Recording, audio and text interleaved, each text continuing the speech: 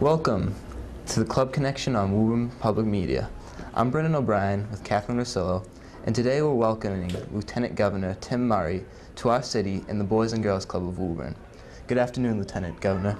Good afternoon. Today you presented the Boys and Girls Club with a check as a member of the Massachusetts Alliance of Boys and Girls Clubs. How does this funding promote your priorities for the Commonwealth?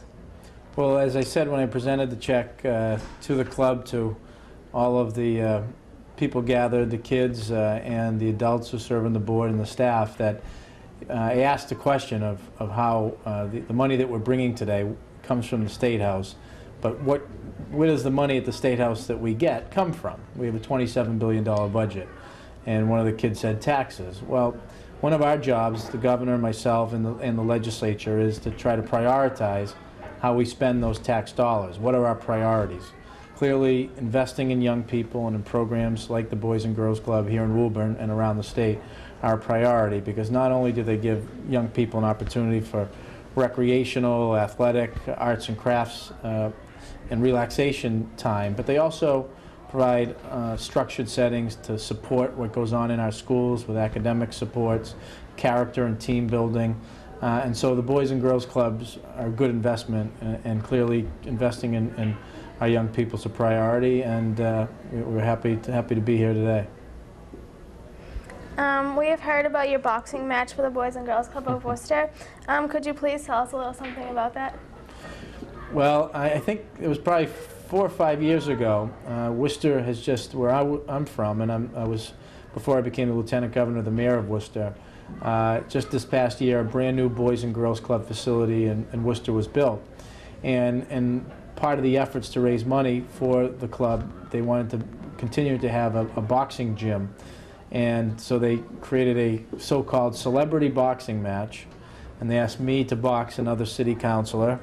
And it was the first time that I had boxed, and there were 10 bouts that night, each 3 rounds. And it was the hardest thing I ever did in sports. I played college football, I played hockey and baseball and basketball. I had never boxed before, but we had a great time doing it, and the celebrity boxing annual event now raises about $100,000 a year for the Boys and Girls Club in Worcester. So I think it's a great example of the public-private partnership that supports our Boys and Girls Club across the state. That was just one unique way we do it in Worcester.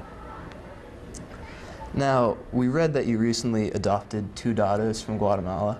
Why did you choose Guatemala specifically? Well, first, people, adoption is a great thing, and people who are thinking about it should explore it.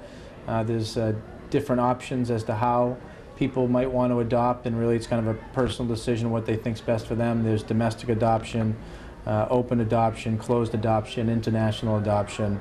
My wife and I did a lot of research on it, and we just felt that Guatemala was a good fit for our family and what we wanted. And we have 2 beautiful daughters who are 2.5 and 1.5 years old, and they'll probably be future Boys and Girls Club members themselves.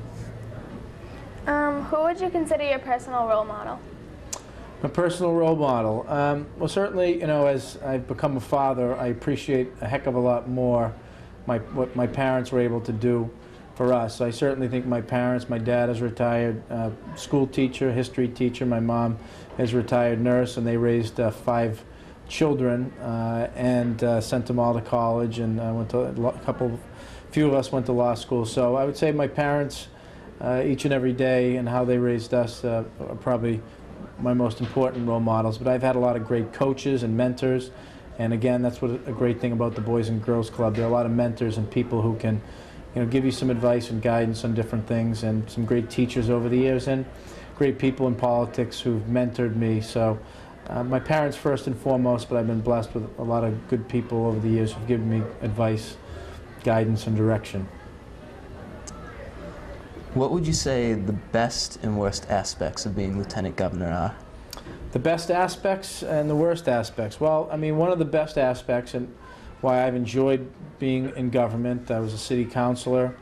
I was the mayor of Worcester for 5 years as a lieutenant governor. Prior to being on the city council in Worcester, I served on the Worcester Public Library Board of Trustees, is that you get to hopefully implement positive change. You can make things happen.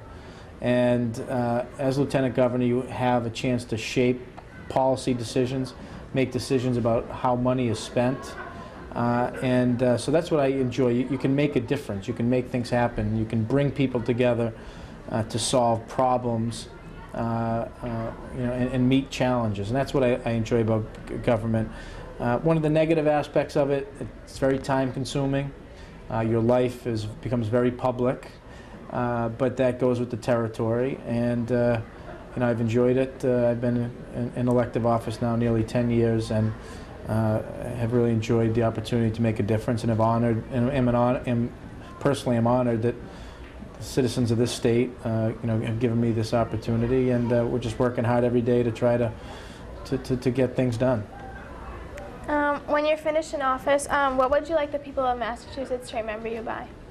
Well, I'd like them to remember first and foremost that I was a hard worker, that someone who listened and made a difference on things that matter for the state, creating jobs in the economy, making Massachusetts a great place for young people to get an education. Those are the types of things that, making sure that our state is always a safe place.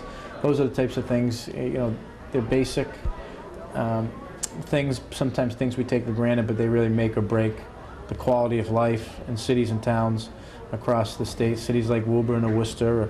And so I think being a hard worker, someone who listened, those are the types of things you want to be remembered. And I'm lucky to be working with Governor Patrick, who he starts his days early and ends them late, and we're really doing everything we can to make sure that Massachusetts is firing in all cylinders. Well, thank you, Lieutenant Governor Tim Murray, for joining us today at Woburn Boys and Girls Club. And thank you for joining us at home on Woburn Public Media. I'm Katherine Roscillo. And I'm Brendan O'Brien. And we hope to see you soon at the club. Goodbye.